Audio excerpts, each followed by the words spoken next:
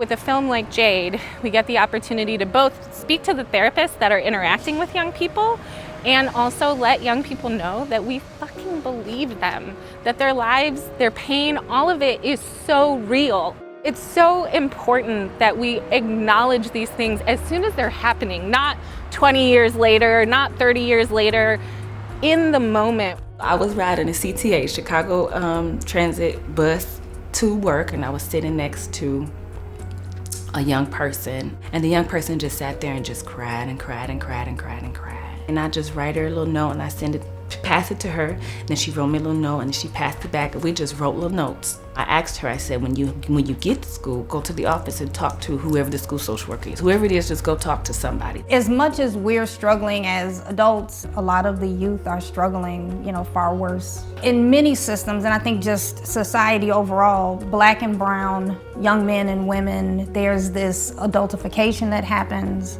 It's just these things happen, but you have to just pick up and just keep going. And they're kids. One of the things that we try to start with everybody is the message that it's not you. And you're holding yourself to a standard, and the rest of society is holding you to a standard of culpability that is applied to adults. And that's not fair.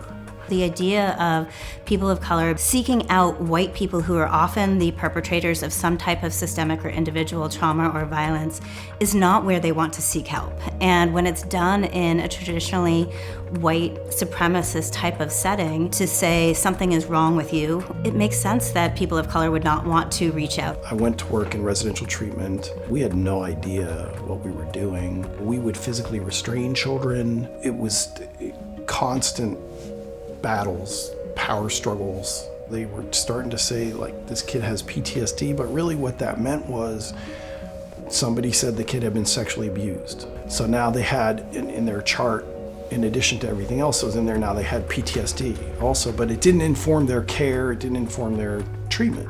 It's our responsibility to do whatever we can to not be replicating the harms that are done all the time.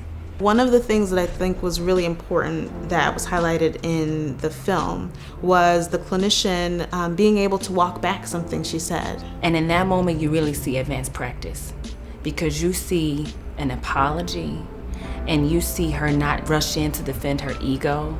You don't see her cave. You don't see her give up.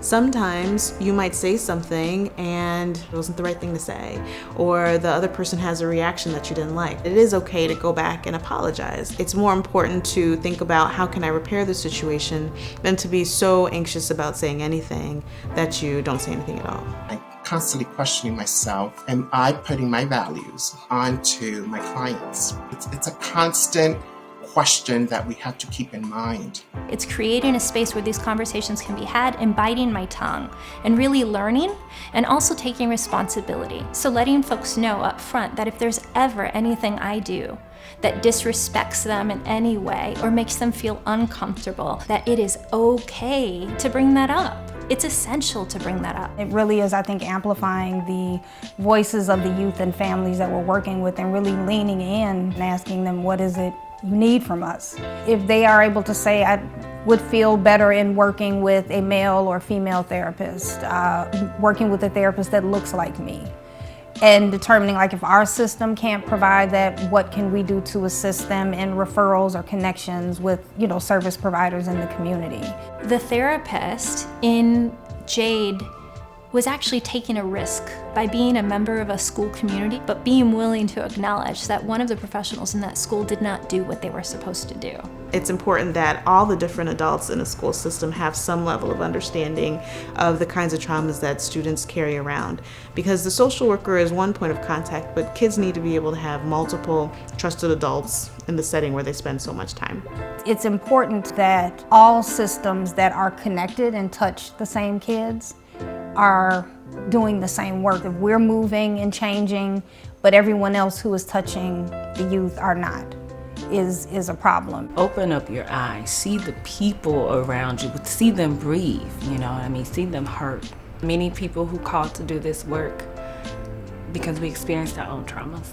And so I come Because I recognize that in healing me, I heal you, we heal together. If the hurt was so real, then the heal can be real too. You know, if it hurts so bad, then I know this healing gotta be great.